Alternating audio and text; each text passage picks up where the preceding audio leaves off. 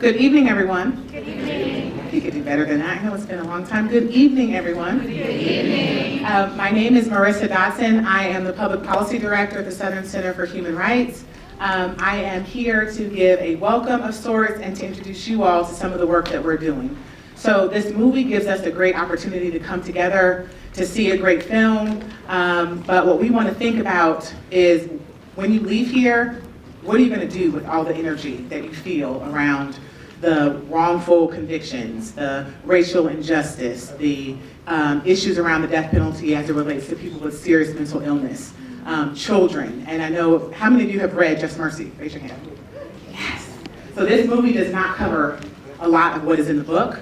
And I think that we should think about some of the issues that are in the book around juvenile justice and reentry and redemption and mercy and grace. And so this is an opportunity for the Justice Reform Partnership. It is a collection of about 50 organizations that have been committed to criminal justice reform in Georgia for the last 3 years. JRP partners, raise your hand. There are less JRP partners than people who read the book. That's good though, it's good. We wanted to bring new people into this space. So essentially what we are is a collection of organizations, folks who are directly impacted, faith leaders, service providers, advocacy organizations, conservatives, liberals, all, the gamut of individuals and stakeholders interested in this issue. We realized in 2016, we had a governor who was interested in criminal justice reform here in Georgia. His legacy issue was changing our criminal justice to bring more fairness, justice, and dignity to our system. But there seems to be a notion that we're great, right? Pat ourselves on the back, we've done wonderful things. Well, we haven't. Georgia continues to be one of the worst places in the country or in the world when it comes to our correctional control. We have 1 in 14 people who are either incarcerated, on probation or on parole. We have the longest probation sentences in the world. We have more people under correctional control per capita than anywhere else in the world. We have about 50 people that are on death row at the moment. We have an execution scheduled for next week on the 16th. We continue to have the worst standard in the country when it comes to the execution of people who have intellectual disability. We have more than 250,000 people who were disenfranchised in the last election because of a felony conviction. We have almost 60,000 people in prison in Georgia. In a state prison, we have about, 500,000 people under correctional control in our state. The racial disparities continue. It's about 60% of our prison population who are people of color, African Americans, where African Americans account for about 35% of the state's population. So we have a lot of problems in our current criminal legal system. If I told you about the opportunity or the challenges with criminalization of poverty, how people are finding themselves incarcerated and under correctional control for no reason other than they don't have financial means, we have problems here in our state. And so what we want you to do is to watch this movie, to take in all the messages and the calls to action that are here, but find a way to plug into our partnership around how you might help what's going on right here in your state. At the state level, the legislative session is starting next week. At the local level, we are in Fulton County. We are in the city of Atlanta. The city of Atlanta and Fulton County are also engaged in criminal justice reforms that you can be a part of. I'm trying to remember all the things I'm supposed to talk to y'all about. So we have the legislative session will start next week. We will have a series of advocacy days at the Capitol this session that you can take part in. If you're interested in information as to how you might lend your voice, experience, and resources to criminal justice reform in Georgia, you can visit our website. It's justiceday365.com. There you can find information about our Talk Justice Tuesdays. Every Tuesday of the legislative session, we will be bringing folks together to talk about a particular issue in Georgia as it relates to our criminal legal system. It will start on January 21st and go through March. If you're interested in information and registration links, you can find that on our website. We will also have our 9th annual Justice Day at the Capitol on February 27th.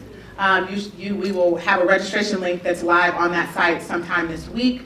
This is an opportunity to bring hundreds of people. Last year we had nearly 500 people come to the Capitol to demand that this state continue meaningful, responsible criminal justice reform. If you're interested in taking part in that, we would love to have you. We have all kinds of activities that folks can engage in, everything from writing letters to the children of incarcerated parents, telling your story as to how the system impacted your life, lobbying legislators on the ropes, engaging in phone banking, emailing legislators and people, relevant stakeholders.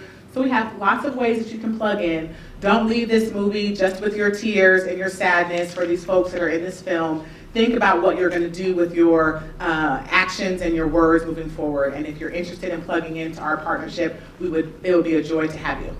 That covered everything? I'm looking for somebody to tell me, yep, got the thumbs up. All right. So I'm going to pass it off. I don't know why folks aren't down here with me already. Bridget, Center for Women on the Rise, and Tariq from Iman Atlanta are going to come and share some more information for you before we get the film started. Thank you all for being here. This was your chair, Bridget. I know. I just have on this dress. And it's fly. Oh. Be stuff with my legs crossed. Good night, beautiful people. How are you? Happy New Year to you all. My name is Bridget Simpson, and I am the lead organizer for an organization called Women on the Rise and the historic Close the Jail ATL campaign. I'm not sure if most of you are familiar. I've seen a lot of hands. A lot of you have read the book, Just Mercy, but there's many of us that have lived that, right? Like, I am a formerly incarcerated survivor. I served 10 years, day for day, in the Georgia Department of Correction.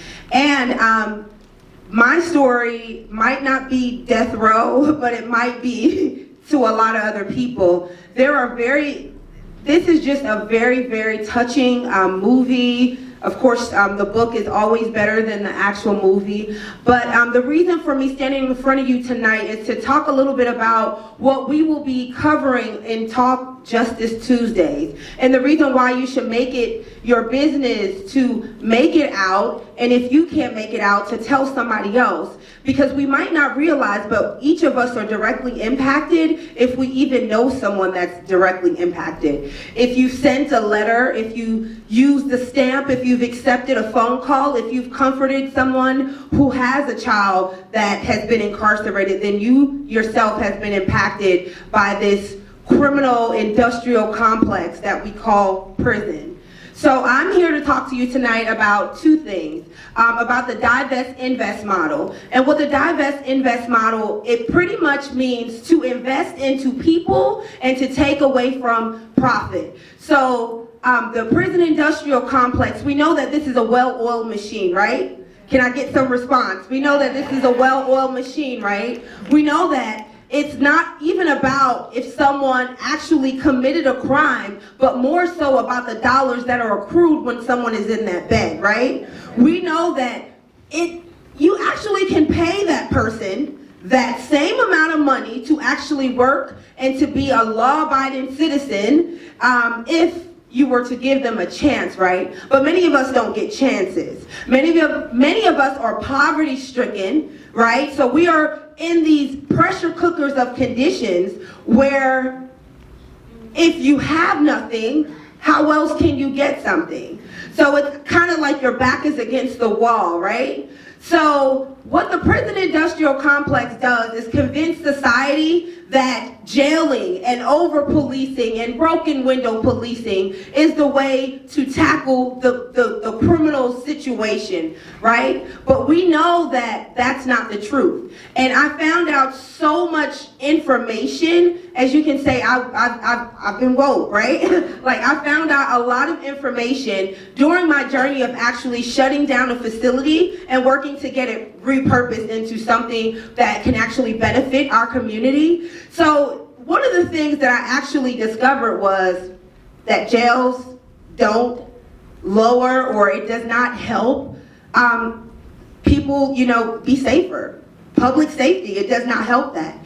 Actually, it makes it a lot worse because these people are returning, right? Like, these people, once you lock them up, they're returning. And once you have no way to get a job, once you have no way to get food, once you have no way to get any of these things, people are continuing to commit crime. And they're in a more desperate state, so they might commit a bigger crime, right? So we know, say it with me, jailing does not improve public safety.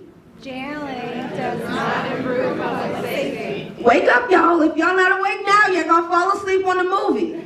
But the really important thing is that the divest invest model says that we take away from this well-oiled machine and we actually put things into the communities, right? Because if you go to Bankhead, there's a lot of things that are missing, correct? Like we see a lot of abandoned buildings, their schools don't have the proper books. When their high school students go to college, they have to take remedial courses. Why is that? Because there's no money being poured into their communities. There's no love being poured into their communities. So what the invest divest model says that we're gonna take this $1 million, I'll use the City of Atlanta jail. We're gonna use this $32.5 million that they're using to keep a jail that's pretty much empty open, and we're gonna funnel that into the communities that are surrounding that jail. We wanna funnel that into a community center so that people can actually benefit from that, right? So that is what the invest divest model says. It says to follow the money. Look around, look at really what's happening with the dollars that are spent on a daily basis in these places. Are they even trying to reform anybody? No. Are they trying to help anybody? No. It says to actually give people mental health services instead of using jails and prison as a mental health facility. Jail is not the solution for all of our community's problems. So it says that we actually will take stock into one another and stop just locking each other away and throwing away the key. Like if I would have gotten help, I was a victim of domestic violence, if I would have gotten help instead of handcuffs, it would have looked a lot different for me. So that is what the invest divest model says. Invest into the people and divest away from money.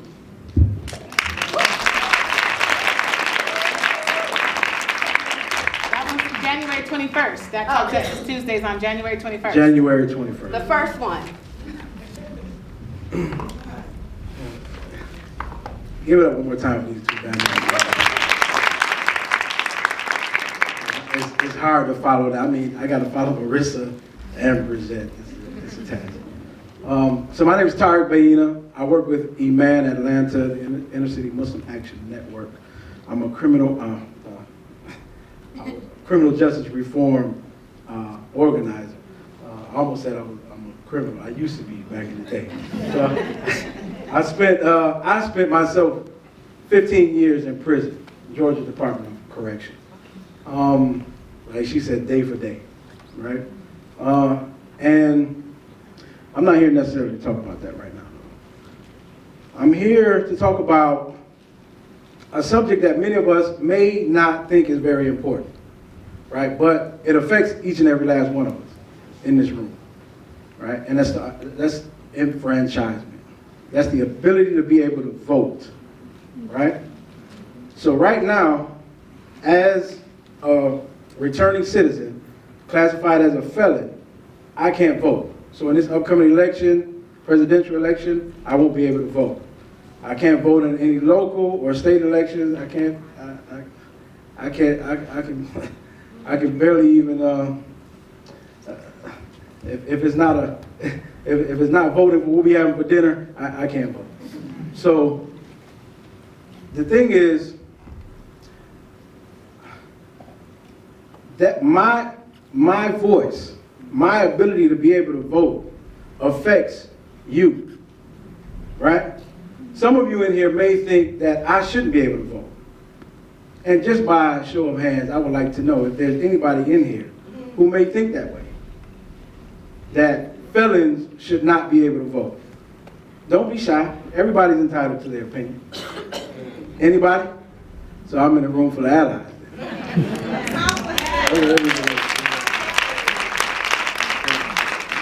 But we have people who are out there who don't think that I should be able to vote,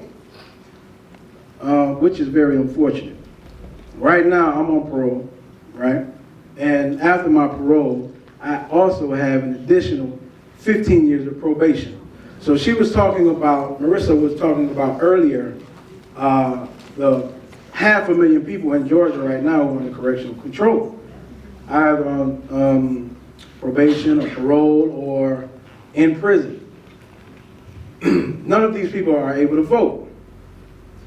Now, and I'll leave it up, if we don't change any laws, I won't be able to vote for another decade and a half, right?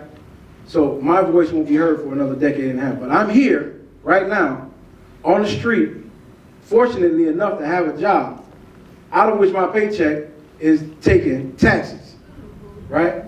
They're taking taxes out of my check.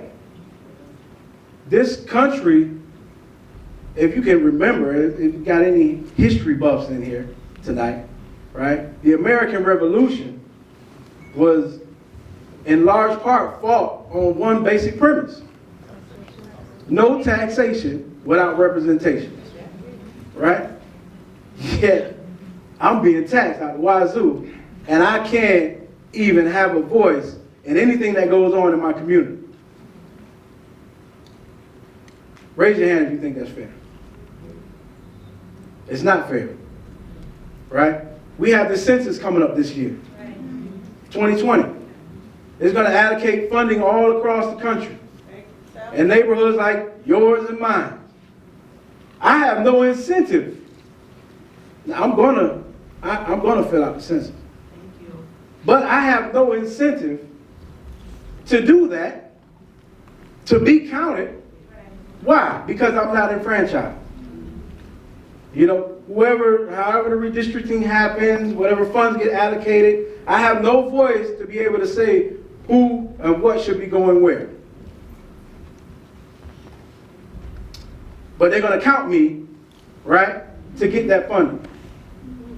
They're going to count each and every person that's sitting in a bed right now in prison, as you were talking about. They're going to count those people in that census to get the funding for whatever county that it's in.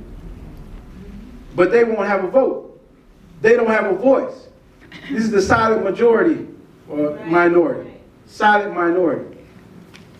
But it's affecting each and every one of them. So let me, just by, I like hands. Show of hands, right? Who in here has been to prison or has a family member that has been to prison or is currently on probation or parole or under some type of supervision? Wow. You see this? Look at all these hands that went up. Look at all these hands. Would you say that's at least half of the room? Half of the room, right? Now, those people in your families or your friends or you yourself, right? They may, in large part, represent the same values that you represent, right? So if they had the opportunity to vote, then that would bolster your vote in turn, right? Think about it. Now you become stronger in your voice because you have people with you. Your people with, but because you don't have your people with you, you are weaker. Now I'm not partisan. I'm not going to say anything. I'm not partisan right here tonight. But I want to make a point. So in this last gubernatorial election, Stacey Abrams, aside from all of the voter suppression that went on, that is already, has nothing to do with felony disenfranchisement. Aside from all of that, she only lost by 50,000 votes, somewhere around 50,000, right? There are 500,000 disenfranchised people that, had they had the opportunity to vote, you may be seeing an entirely different state of Georgia right now.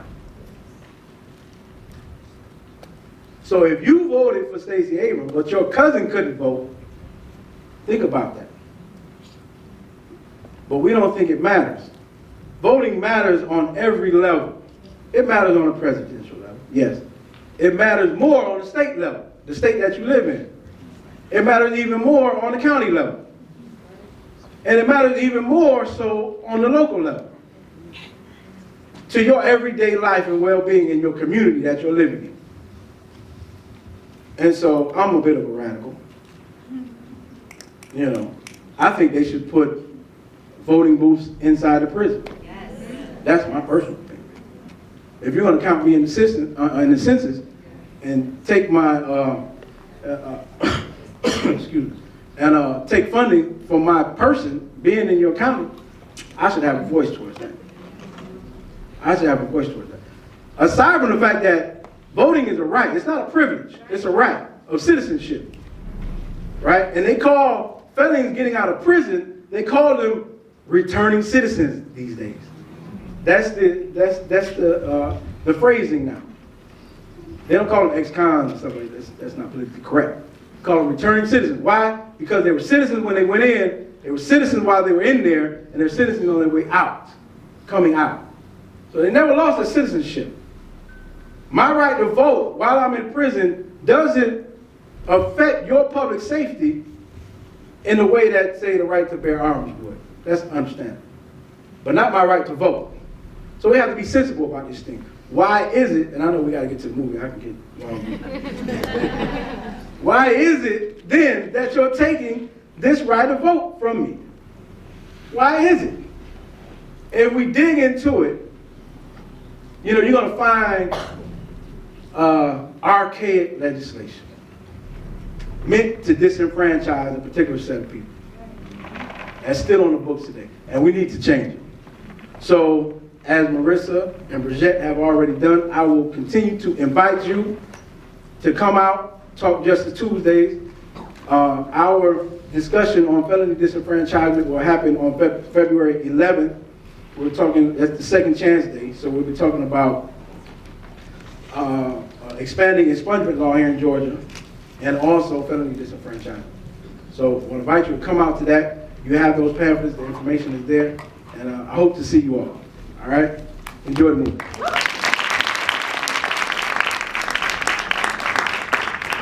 So I just have to correct something real quick, which is, less than 270,000 people are disenfranchised in Georgia due to a felony conviction. I want to make that clear because I think that sometimes that kind of, we perpetuate it. So if someone who's in jail has not been convicted of a felony is eligible to vote and has not lost their right to vote. People who have been convicted of misdemeanor offenses are eligible to vote. So I just want to get out there that the only folks who lose their right to vote in Georgia, albeit in a terrible way, are people who are convicted of felonies involving moral turpitude. The other thing I wanted to say in terms of the giving, if you're interested in giving, donating to Justice Day, look into your materials. There's some ways that you might be able to donate. We're trying to bring people from around the state, bus people in from Columbus and Albany and Athens and Savannah who are interested. We're trying to make sure that impacted people can come and share their stories. We're trying to make sure that we can fund the activities that happen. So if you're interested in doing so, we're gonna send this around too, which is our QR code. You can scan this from your phone, get right to our donate page. You can learn more about our events. And the last thing I'll say before we get started with the movie is, it took us hundreds of years to get here.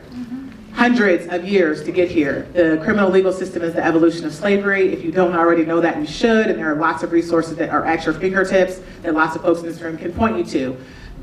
This is going to take us a long time to undo and to fix. We need to have just as much intention with fixing it as was in putting it together, and so we'll need all of you to join in partnership with us to change the systems here in Georgia and across the country. Thank you.